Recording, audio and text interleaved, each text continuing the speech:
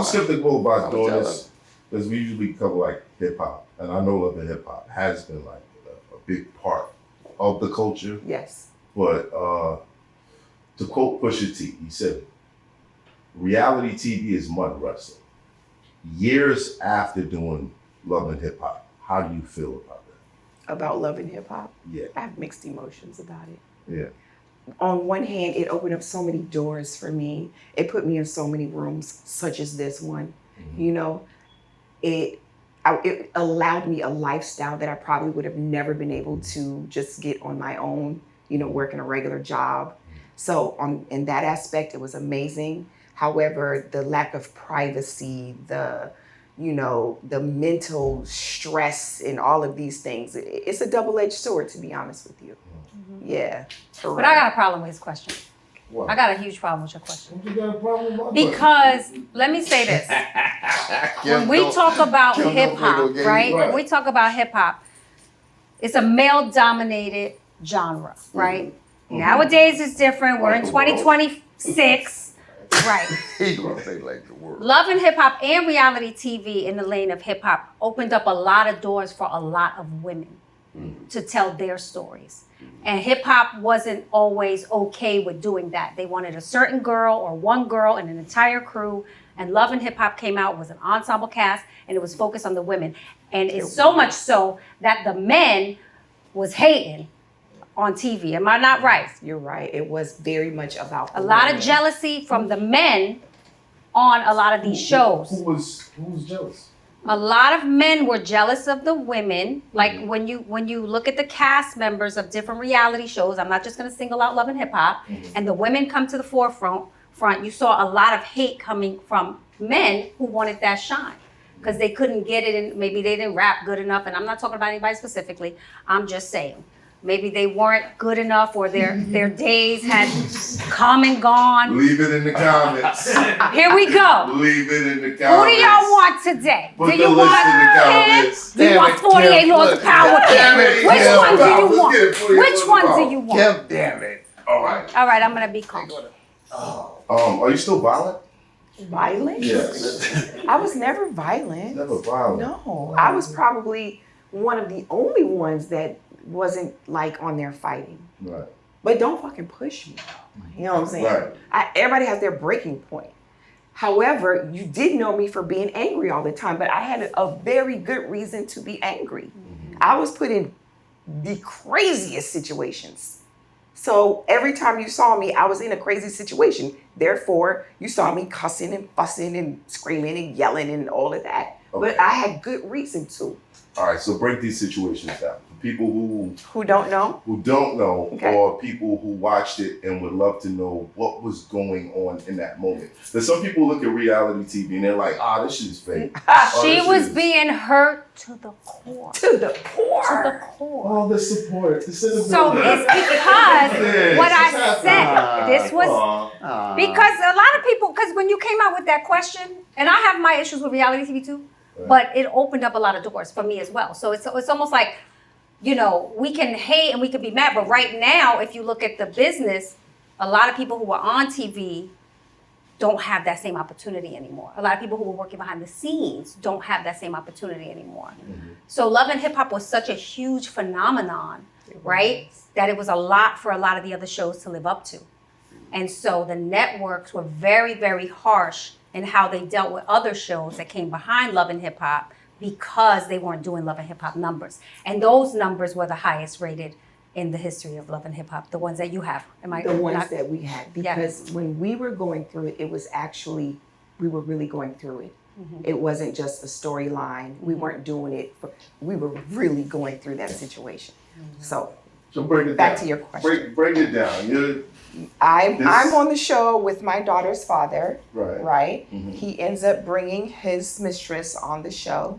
Were you guys still together at that time? So I thought. Right. Yeah, but he was having a whole nother situation with her, and I found out on Monday night with the rest of the world.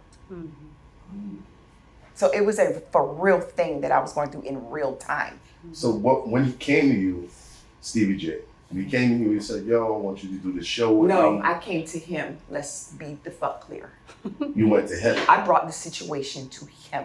He Right. did not come to me. Okay. I called him with it because I got the call. Hmm. Misconception across the They board. damn sure made it Yeah, look the okay, other let's way. clear it up. Exactly. I No, brought, it looked the other way. I brought him the situation, Mhm. right? And crazy story about that. I called him about it because I got the call from my homegirl, Hannah. Mhm. Shout out to Hannah Kane. Mona hired Hannah to do the casting for Love and Hip Hop. She's my friend. Right. So she hit me. She was like, yo, they're doing Love and Hip Hop Atlanta. You and Stevie should go out for the casting. So I was like, Why That's did you all think she you and said. Stevie was the, well, because you guys? no, Right. no, because she knew me and she knew that the show is about music producers or anybody in the music business, hip hop, Mhm. and the person that they're with. So it was a perfect fit. The hip hop and the Right, love, you know what I'm right. saying? So she was like, oh, you guys would be great. Right. And she knew me personally. So she hit me about it. Okay? Backstory. Okay. I hit him up. I was like, hey, you know, we should go out for Love and Hip Hop. Hannah just called me about the situation. Got it? He went the fuck off. Fuck you, no.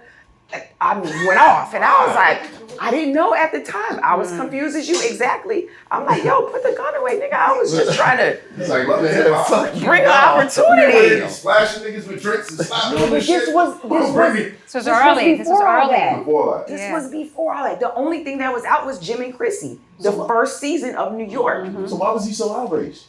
I'm getting there. Right. Follow me. Follow me now. So I contacted him. He was not with it. He was like, absolutely not. You know, told me I had to sign an NDA. I mean, just crazy. It was crazy. The conversation was nuts to the point where we went at it and hung up on each other. This was a Monday, okay? The casting was on a Wednesday. So it's like a day and a half between the time I got the call and the actual casting. Right. Hung up the phone. We didn't speak anymore. Like, it was like, I was like, okay, cool. I said, you know what? I got the call. I'm just going to go down there and see what they're talking about because I got the call. So I go down there. Half of Atlanta literally was at this hotel trying out for Love and Hip Hop. The line was around the building. The lobby was jam-packed. Like, you couldn't move, okay? I pushed my way through the bitch. Who was the first person I see in that fucking lobby? Stevie J. Stevie? Beat me there. Fuck out of here. With bells on, sitting there chilling. I'll never forget, I walked up to him. We had a whole argument right there in the lobby. But for real, like, not loud or whatever, but you could tell it was a problem because he's sitting down, chilling or whatever, and I'm standing up like, what the fuck? And he's, you know, and it was, you could tell it was a situation. So we get tapped on the shoulder like, hey, you two come with me. We go up to this conference room.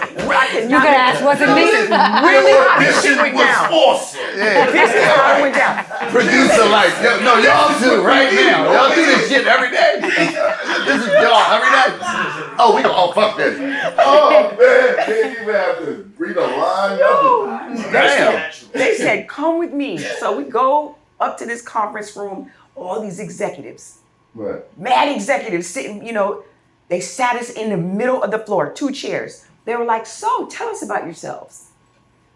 Mind you, we just got finished calling each other everything but a child of God in the lobby. In Okay. front of everybody. Yeah, but not loud. Not loud. Not loud. It wasn't no, like, it was under the breath, but you could tell because it was a lot of. Right. This man in front of these people turns into a saint.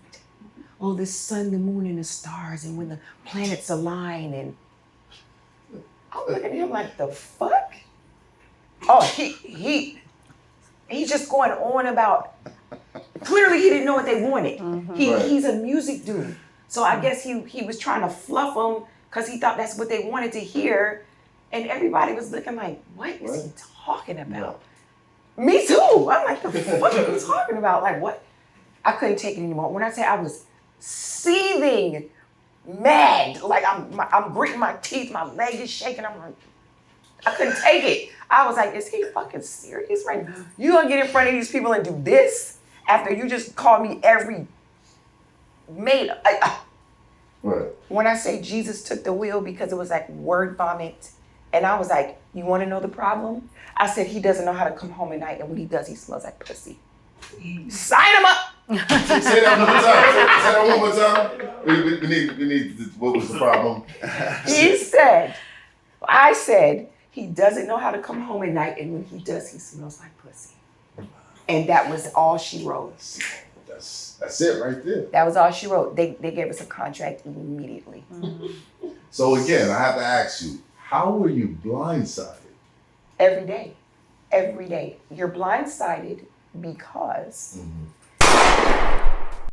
It's hot for trapper turn smack rapper. Only smack rapper that you know is smack rapper.